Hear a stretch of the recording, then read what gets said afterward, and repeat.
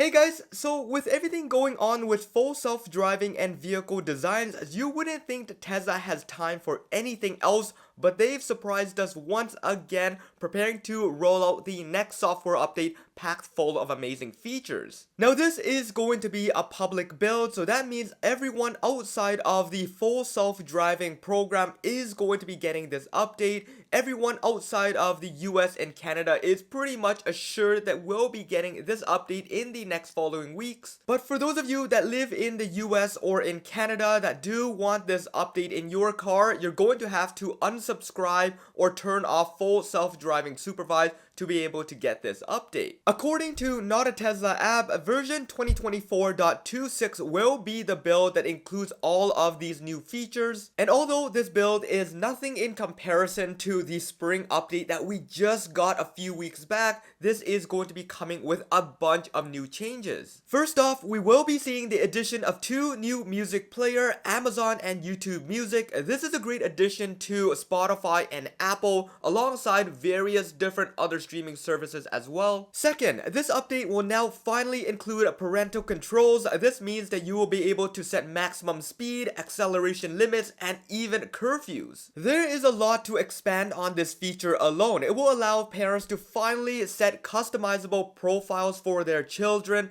and this will allow them to do a lot of different things that they were never able to do before. What's really awesome about this is that whatever is set by the parents cannot be overridden within the car, so that means that whatever has been set for that duration is going to be set as is. Third thing on the list, they are now finally introducing sub-destinations. That means that it will finally be able to take you directly to the entrance of your location rather than just the proximity of the area. This is especially useful for the future of full self-driving and robotaxi. For the current build of full self-driving in the US and Canada, it should be able to now get you directly to the terminal of the airport or right in front of the entrance of the mall rather than a few hundred feet away. This is something a lot of us have been dealing with for the past couple of years with the builds that we have right now, but that means now with this launch we will be able to see a much improved version of navigation. Speaking of navigation, now we have the integration of the weather forecast and the air quality index right within the nav UI. We have discussed this in previous videos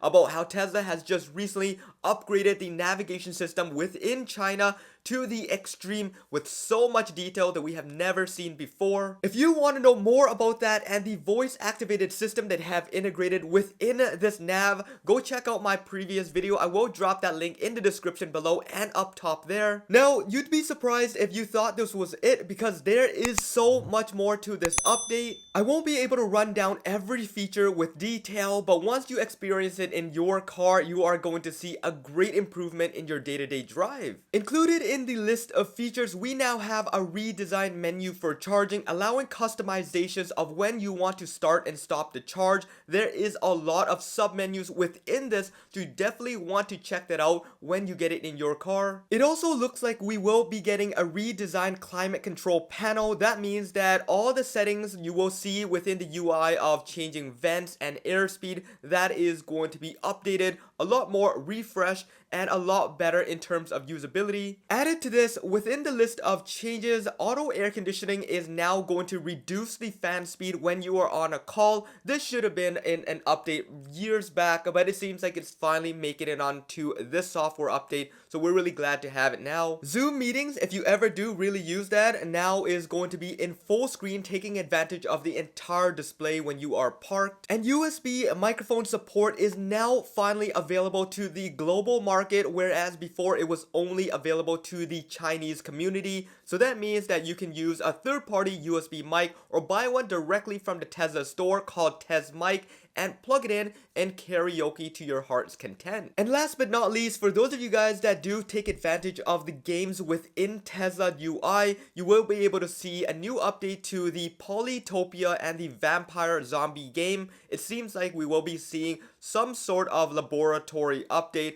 I don't play games, so I don't really know too much about that, but it is a great addition nevertheless. So that means that for those of you that have hit that level or are expecting something new, you are finally going to see see within this update. So there you have it, an exhaustive list of things that are going to be coming up in the next couple of weeks. This is also going to include some security updates and improvements as they always do. It is truly amazing how Tesla can be working on such important things such as full self-driving and the robo-taxi launch, but at the same time can prioritize the launch of some of these small little updates that really caught us off guard, and we're really thankful that they do. I would say that out of all this, for the majority of us, the biggest update and the biggest win of all is going to be the weather forecast. That is something that I've always wanted in the UI within Nav, as well as the navigation to sub destinations. That's going to be a big win for FSD drivers and even normal drivers where they want the direction directly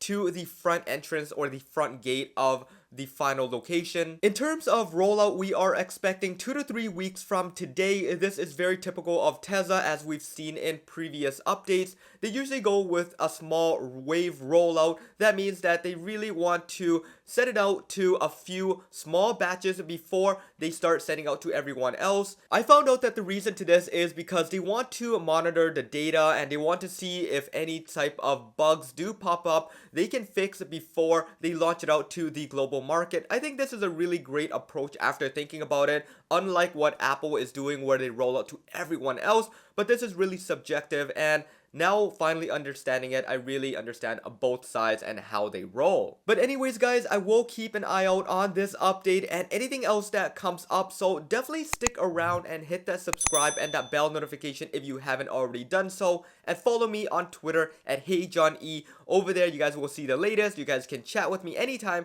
and I will respond as quickly as possible. This should wrap it up for this one. This is John once again. Peace out.